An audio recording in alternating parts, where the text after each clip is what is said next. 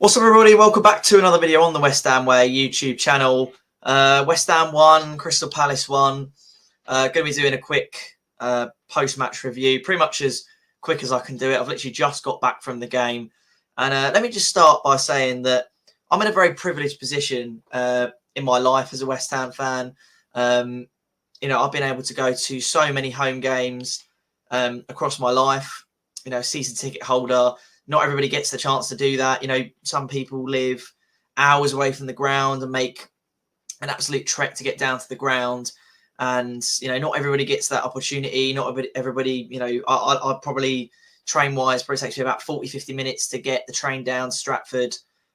So, by no means am I sitting here whining and ungrateful for the fact that I have the opportunity in life to, go watch my football team play in a stadium when some people dream of that. So for some people, that is a once in a lifetime opportunity. And for me, it could be once every couple of weeks I'm able to do that. So I'm absolutely very, very privileged to be in the position I am to where I can go to games and support my team. But at the moment, I have no desire to go to the games. I really don't. I got up at 5:30 this morning, went to work, went straight from work to watch the West Ham game. You sit there and you traipse through security, and then you get in the ground and you pay, 50 quid for a hot dog that, tastes like it was made out of paper mache. And then, you go into the ground, you sit in your seat, and the game starts and the atmosphere is quite flat, and you just sort of feel like you're just almost in a cinema. You're just kind of watching the game as a passenger. There's no real atmosphere there. You don't feel like you're at a proper football game. I've been to loads of football games across my life, and going to West Ham, it doesn't feel like a proper football game. You feel like you're there as a spectator as opposed to a fan. We'll talk about that in a second. We score, the place should be rocking, the place should be jumping. Again, it's a bit of a flat atmosphere. Then you queue up half an hour just to try and go for a wee in the stadium, which I'm sure is a thing across all football stadiums. And then you concede. The rest of the game's pretty flat. Then you spend, if you're a West Ham fan, you know this, probably about 45 minutes trying to get out the stadium. People with the lollipops trying to stop you from getting on your train just to go home. You're in the cold, you're in the wet, and honestly, by the end of it, you just think to yourself, why didn't I just stay at home? Why don't I just sit in my nice warm house and stick on Sky? Because, if the game's terrible, the game's terrible. I mean, I will always watch West Ham. I'm not saying I don't want to watch them, but, actually going to the game and watching the football at the moment, it's not exciting for me. It's really not. And, I know the results can speak for themselves, but, the performances also speak for themselves. And if you watch those games and watch it solely for the performance, solely for the wow and enjoyment factor of football, and you don't watch it for the result, and you don't watch it for the idea that West Ham will move higher at the table or further in competitions or whatever it is. Football's a results-based business, but as a football fan, you want to watch your team do well. You want to watch some exciting football. You want to feel like your players, and you want to feel like your manager, they want to provide you with exciting entertainment. You want to go into every single week thinking, we can get a job done here. I mean, even Burnley at home yesterday won 5-0 against Sheffield United. They haven't won at home all season, and they absolutely just went for him. And at home against Sheffield United, we were quite flat, and we only won 2-0. And, obviously we can make these comparisons and whatever, but it just feels very flat at the moment. And the worst part about it all is it shouldn't be. I think we're 9th in the league at the moment, which to be honest, is not bad at all when you look at the teams around us. Next Thursday, we get a chance to top our group in the Europa League.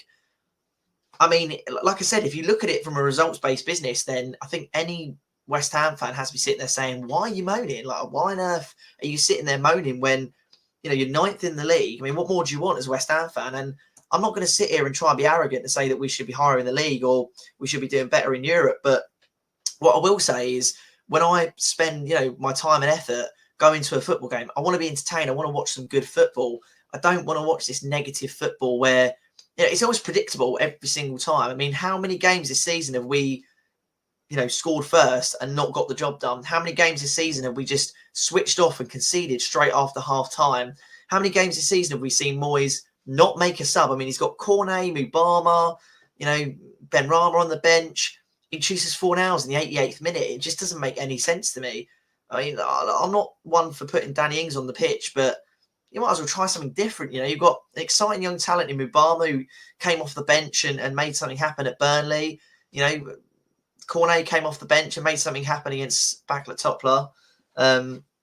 It's just stupid. It just doesn't make any sense to me, and it just makes me feel like I should just be sat, you know, be a sofa fan, just sit at home and just watch the game, or maybe even just flick on BBC Sport and read the match report, because going to games at the moment has literally just zero interest to me whatsoever.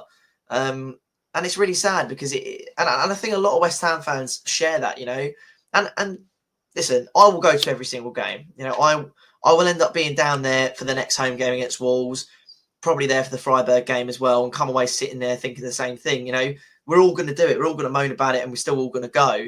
But, you know, in terms of the actual review of the game, I mean, Palace are not a good side. I mean, if they don't score from our mistake, then I honestly don't think they score that entire game. And I know that's easy to say after the game because obviously that was their only goal.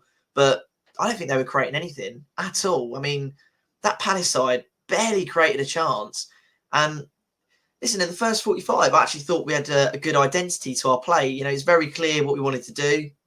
We wanted to stretch the width, you know, stretch the fullbacks. I mean, Soufal at most for the game was as high up as Kudus and Bowen. You know, he was playing on off the shoulder of the Crystal Palace defenders, and I thought it worked really well. You know, you had this really good overlap and the overload on the right hand side, and when that wasn't available, you had Bowen running through the middle off the shoulder of the Crystal Palace defender, and we were able to break down Palace quite easily. But we weren't able to really create any true chances. But you know what? I thought to myself, I can see our game plan for once. You know, I can see the identity in the team. I can see what the plan is. Get it toward Prowse, you know, put it over the top, try and overload the right-hand side, you know, use the overlapping run of Soufal so he can just run into the box, or just give it to Kudus and allow him to sort of go forward. And the first goal was very, very well worked and used that overloading right-hand side, you know, because as a defender, you're watching for that Bowen through ball over the top, but then you also have to watch for the Soufal overlap, and then you also have to watch for Kudus. It's very hard to defend. You know, you've got that overload on the right-hand side. It's very, very difficult to defend. And also, you know, you can switch it and send it to Emerson. And, you know, a lot of the time it's quite difficult to deal with these big overhead through balls because they can cut out so many players. So I saw that and I thought, this is good. We can really kick on from this. And then I don't know what happened. We just came out in the second half and there was that identity was sort of lost. I don't know if the goal, I mean, you know, you look at the goal, for instance, right? So we're doing what we normally do, playing out from the back, not very quickly. It's just a lackadaisical, sloppy pass from Mavropanos, and Alvarez made his fair share of them as well. Just such a lazy, unintelligent pass from Mavropanos. And I know he had to come into the game late or what have you, but there's no excuses for that. And then Edouard is still, to be fair, in like a 1-on-2, 1-on-3 situation. He still has it all to do, and he runs through and he scores. Yeah, that's Palace's one chance early in the half. And what I didn't see from the West Ham players was a bit of galvanisation. You know, most of them jogged to the halfway line. We're getting ready for the kickoff. Again, kind of patted Mavropanos on the back. You know, where was the captain? Where was I mean, obviously Souček is not a candidate captain, but where's the leaders in that team that said, no, listen, let's get up now. You know, let's go for this. All right. We've conceded a goal. Okay, it's a terrible goal, but let's just go for it now. All right, let's put it out of our minds and let's go for it. You know, we didn't have one single person, you know, riling up the crowd. Didn't have one single person saying, you know, all of them just sort of jogged back to the penalty, to the halfway line and just waited to kick off, waited for everyone to be back in position. Where is the player that's saying that's not good enough, or what are you doing?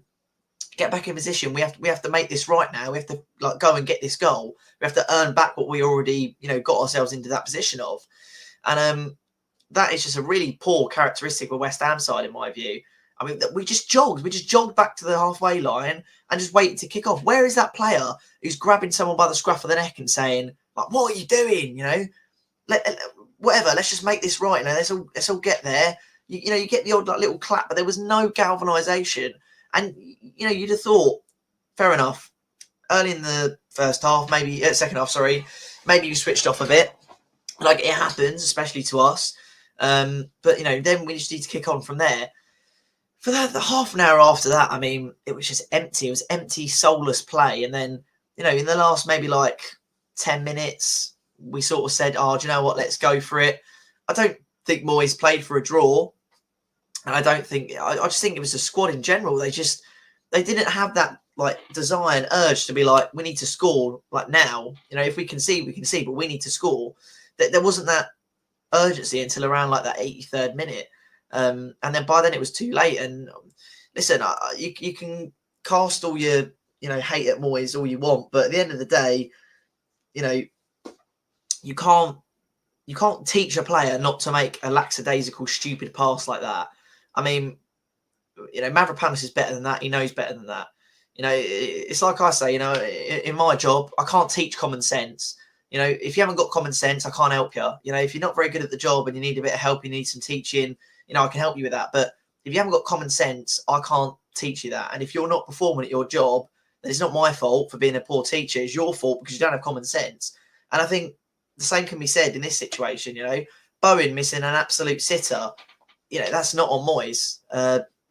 Mavropanos just, I can't even get my head around it. Do you know what I mean? Like, he just turns and he doesn't even give a look. You know, he looks forward and then he doesn't even look back. He just turns around and just passes it. And I don't get that. You had so much more time on the ball. There's no pressure there. You've got so many different outlets. And, you know, I think when you're in that position anyway, why are you turning backwards? It's just literally 0 point to do so. But, you know, David Moyes cannot sit there and teach a player not to do that because it's common sense. It's the basics. You know, you can't teach someone the basics in football. At this point, you should know the basics. He's not coaching an underage, you know, youth team at 15. He's coaching a Premier League side. Like, that's the basics. Like, you should know that. You know, when you turn, you know, you need to know your surroundings. You just got to be a bit more intelligent. And, you know, he's not getting off scot-free because we're not playing good football at the moment. And, you know, the subs were uninspired and they just didn't make any sense whatsoever. But I can see an element of what we're trying to do. Like, I can see that. Like, I think last season for me with Moyes, you know, there was no identity. There was no style of play. Like, I couldn't tell what we wanted to do every game. You know, we wanted to lump the ball into Antonio and just hope something happens. Whereas this season, I can see an identity. I can see a way of playing. It doesn't always come out at West Ham, and you know, the performances reflect that. However, I can see where he's come. I can see where the vision is. I can see that he wants this overload at the right-hand side and he wants to push Soufal really far forward. I mean, this is how he's got so many assists. I can see that he's happy for the ball to be switched to the other side and he wants Paqueta and Emerson to sort of move as one unit up the pitch. He wants them to move up the pitch slowly, almost like in a weird pivot. Emerson and Paqueta move the pitch up a bit slowly, you know, a bit of tiki-taka passing. And on the right-hand side, it's completely different. It's just, you know, balls to the wall, just bomb forward and just hope something happens. I think it's a good strategy. You know, I think overloading that right-hand side is very dangerous when you got Soufal, who's so good on the overlap now, Kudus, who can work through these little tight areas really effectively, Bowen, who knows where he wants to be, he can run off players really well and has a great strike on him. And having, you know, if I'm a Palace defender and I know I've got an overload coming on this side, so as a centre-back or as a midfielder, I have to shift this way to make sure that, you know, because you've got Ward-Prowse, Kudus, Soufal on that right-hand side, and sometimes Souček as well. You've got a massive overload on that side. So as a Palace defender, I'm thinking, right, I've got to shift over to this overload because otherwise I don't know if he's going to pass here, he's going to run in behind. I need someone on Soufal. You know, I can't be on Kudus and Soufal. And to be honest, you need kind of two players to be on Kudus because of how well he could, you know, how strong he is on the ball and how well you need to crowd him out. So when I shift that way a little bit, it then opens up this gap in the middle where Bowen can then exploit that gap, run off the defender and find himself in behind. It happened a couple of times today. And if the pass was better, he probably could have been in a few more times. So I can see the identity. Last season, I couldn't see West Ham's identity. Moyes looked completely out of ideas. But I can see the identity. I can see the vision. I can see where we're going with it. But it's all well and good having that identity and knowing how you want to play. But if you're not executing it for the full 90 minutes, then it's kind of pointless. There's no point coming into the game, doing really well, scoring a good goal, getting that lead early on, which is so difficult to do, and then just unravelling, you know, not pushing enough for that second goal, not defending, doing the basics, not having that desire to defend. The only person I saw who put in a crunching tackle was Alvarez. You know, where are these players who are just absolutely coming in, thumping these Palace players? You know, where's the desire? I don't see it. You don't, you know, as football players, you need to get a result, but you're also there to entertain the fans and to get the fans going. When the fans are on your side and in full swing, you can make things happen. I mean, the atmosphere of that Arsenal game was brilliant because every time a tackle was made, you know, everyone was cheering. Every time something good happened, everyone was, you know, up in arms. And you had the players putting in these crunching tackles and riling up the crowd. Today, none of that, absolutely none of that. There was no desire. You know, they weren't playing to the crowd. They weren't being the gladiators that you're supposed to be when you're playing football. And yeah, look, it's just really discouraging because as much as I want to see West Ham do well, and don't get me wrong, I'm incredibly grateful for not only the position I am in life to watch these games, but the fact that I've had European football for the last 3 years, which is a total dream as a West Ham fan. We've won a trophy in my lifetime, which is honestly a bucket list thing for me. Like, I never thought in my lifetime I'd see West Ham, you know, lift a piece of silverware.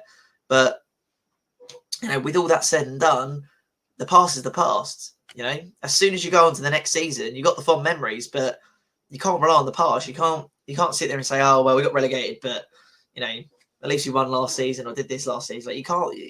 Football is such a, you know, cutthroat, you know, unforgiving space. And unfortunately, as soon as last season's done, that's it. It's done. You know, as soon as last season's done, you got to move on and you got to see what you can do. And at the moment, I think we're playing better than last year, and I can see the identity Moyes is trying to put into the side. But to be honest, I think any manager could pick up this side and see that we have talent on that right-hand side and you could create an overload there.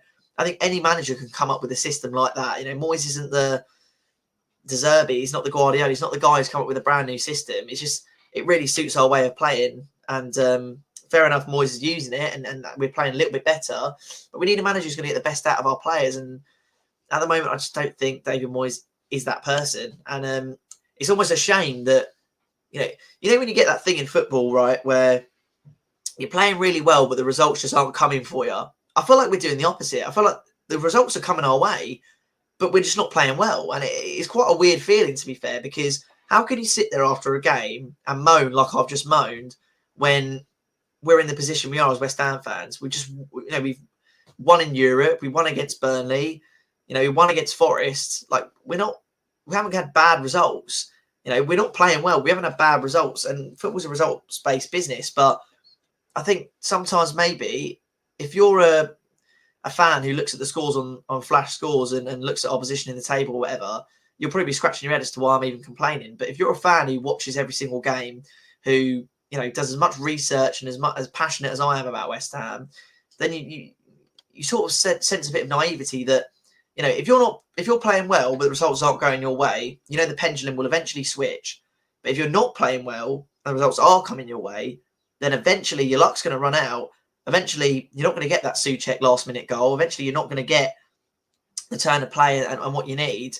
And eventually, we're going to be in a bit of a free-fall situation.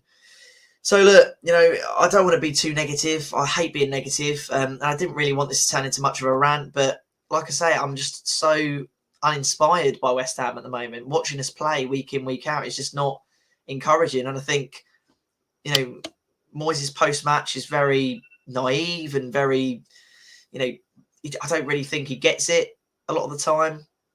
I think he's like one of those fans that looks at our league position and looks at what we've achieved and sort of thinks, well, what are you complaining about? Whereas us fans look at the whole picture and the way we're playing and we're not blinded to it.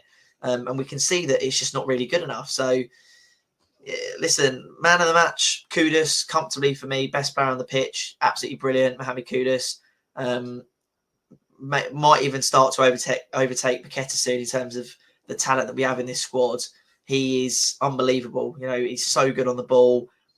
He's clinical and he just gets things going for us. He's the driving force in that West Ham side. So I've got to say, I think he was really good. Can't really fault Areola for much. I mean, he had pretty much one save to make and he couldn't make it. Good finish, but it's whatever. Defence looked fairly shaky in my eyes. Soufan was really good. I think Ward-Prowse was okay. Bowen couldn't really get much going, but do you know what? First game back from injury, looked sharp. You know, I think he ran his socks off, obviously. So yeah, I mean, West Ham won, Crystal Palace won. I guess we'll just move on to that next game against Freiburg at the London Stadium. I think we've got Tottenham in between that, so I think we've got Tottenham in between that. I mean, that'll be an interesting game with the way Tottenham are playing. But again, if that's a game that we can come to them and beat their own game plan, the points are there for the taking. So,